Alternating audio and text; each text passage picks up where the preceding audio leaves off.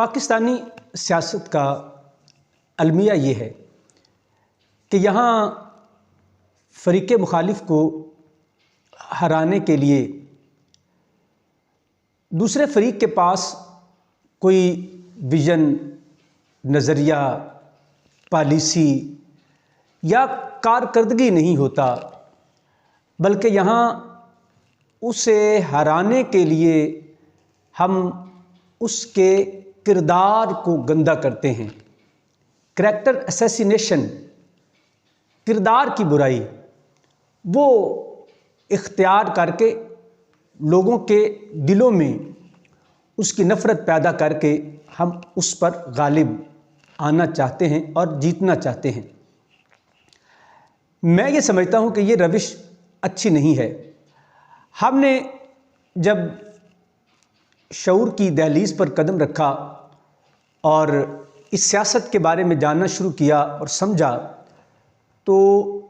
उस वक्त हमें ये बताया जाता था कि मोहतरमा फ़ातिमा जना से लेकर मोहतरमा बेनज़ीर भुट्टो तक हमारी मुल्की सियासत में यही रवैया इख्तियार किया जाता रहा कि यहाँ फ़रीक़े मुखालिफ की किरदार कुशी करके और उसके ऐब को उछाल कर और उसके लिए हर हथकंडा इस्तेमाल करके उसे हराने की कोशिश की जाती रही है। और हमें ये बातें बताई जाती थी कि पहले ऐसा होता था। उसके लिए वो जो ज़राए इस्तेमाल होते रहे वो हम सबको पता है कि प्रिंट मीडिया और इलेक्ट्रॉनिक मीडिया और दीगर तमाम तर ज़राए इसके लिए इस्तेमाल किए जाने लगे। लेकिन अफसोस की बात यह है कि आज के इस तरक्की याफ्ता दौर में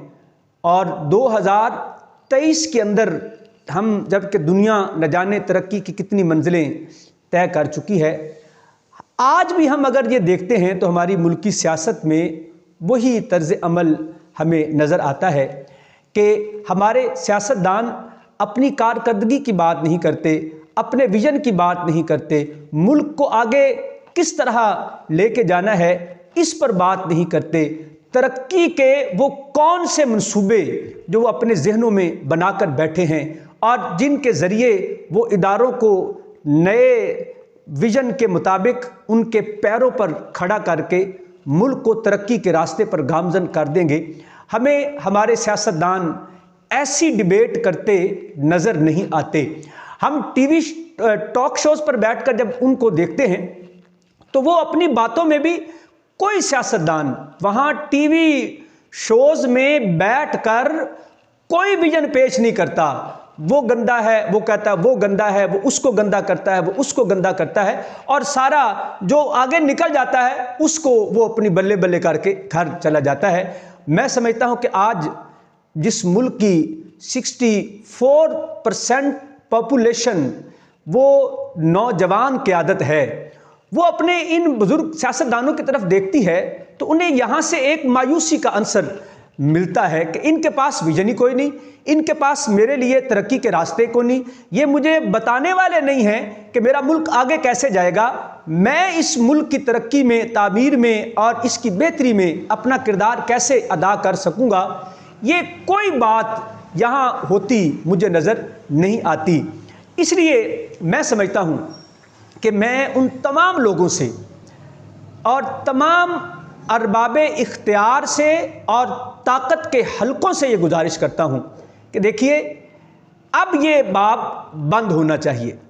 कि किसी को गंदा करने के लिए हम चाहें तो किताबें लिखवाएं, चाहें तो मजमून छपवाएं, चाहें तो तस्वीरें निकाल कर लोगों को बताएं। ये मुल्क जो इस्लाम की बुनियाद पर बना था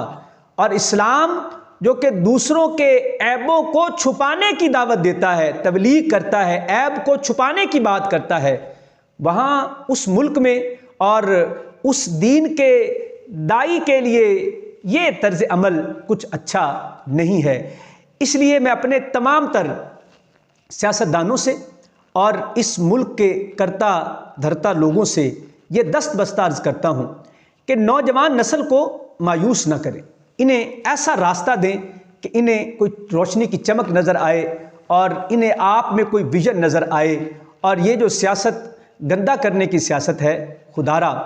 इससे बाज आ जाएं और ये एक लाइन ड्रा कर दें कि हमारे मुल्क में ये सियासत नहीं होगी। हाँ, अब कारकर्दगी की सियासत होगी। अब प्रोग्राम्स होंगे तो कारकर्दगी के प्रोग्राम्स होंगे। अब जब कोई कौम या कोई जमात बैठकर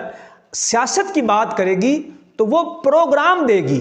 वो विजन देगी और तरीका बताएगी कि जिस तरीके पर चलते हुए हमारा मुल्क तरक्की के रास्ते पर गामजन हो सके। वरना जिस तरह आज ये नौजवान क़यादत आपसे मायूस है तो फिर उसे मायूसी का सामना ही करना पड़ेगा।